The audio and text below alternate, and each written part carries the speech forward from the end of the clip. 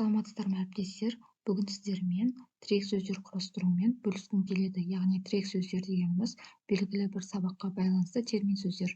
Яғни осы термин сөздерді сурет арқылы балаларға жасыруға болады, немесе тақтаға іліп қойып, әрқайсысынан оның терминнің мағынасын сұрап өтсеңіздер болады. Сіздердің идеяларыңызға байланысты жасауға болады. Ендеше бастайық. Google-ға Word Art деп жазамыз.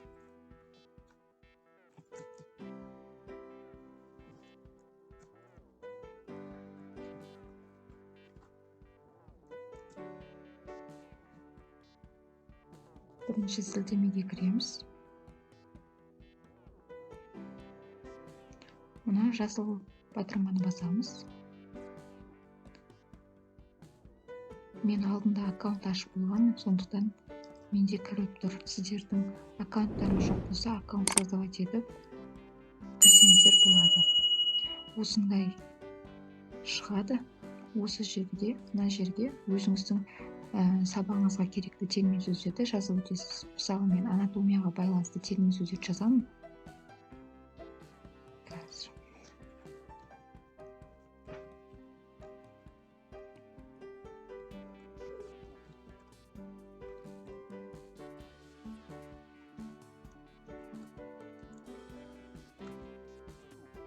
Гигиена. Келесі анатомия.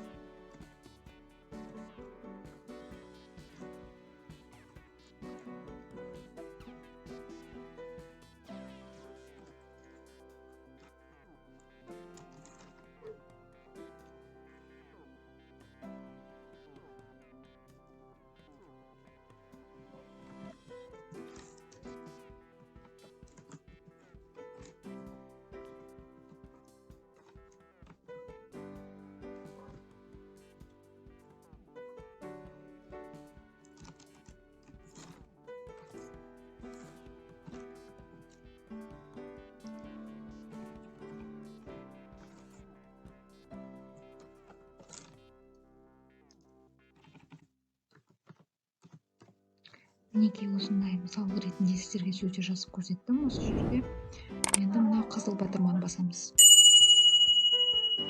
Мінекей біздің сөздеріміз дайын болып шықты. Енді осы сөздерде астындағы чаппесті ашып, әртүрлі суреттерді енгізуге болады. Мысалы, мына маймылдың суретін қоюға болады. Осыны таңдап, кейін қызыл батырманы басамыз.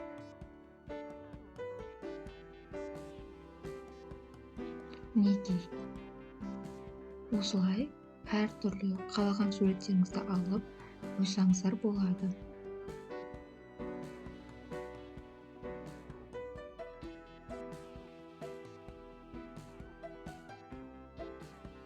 Мінекей. Немесе астындағы жазуларды шрифтін өзгертуге болады. Одан кейін жазулардың түрлерін өзгертуге болады. Мысалы, қисық жазу. Осылай басып, мына қызыл батырманы басамыз қайтадан.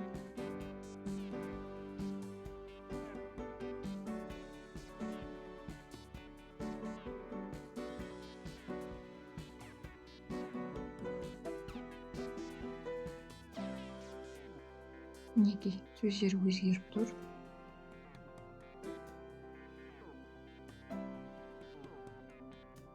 Және де мына соңғы downloadты басып, өзіңіздің ноутбуктарыңызға жүктеп алсаңыздар болады. Міне жүктелді. Міне осылай сурет болып шығады. Осыны әр оқушыға таратып берсеңіз болады. Болмаса тақтаға жабыстырып сұрауға болады. Әртүрлі сөздерді ішіне жазып, жасыруға болады, және соның мағыналарын сұрауға болады. Бүгінгі менің әдісім ұнаса, видеома лайк басып, комментарий қалдырыңыздар, және де менің каналыма тіркеліп, қоңыраушаны басып қоюды ұмытпаңыздар. Назарларыңызға рахмет.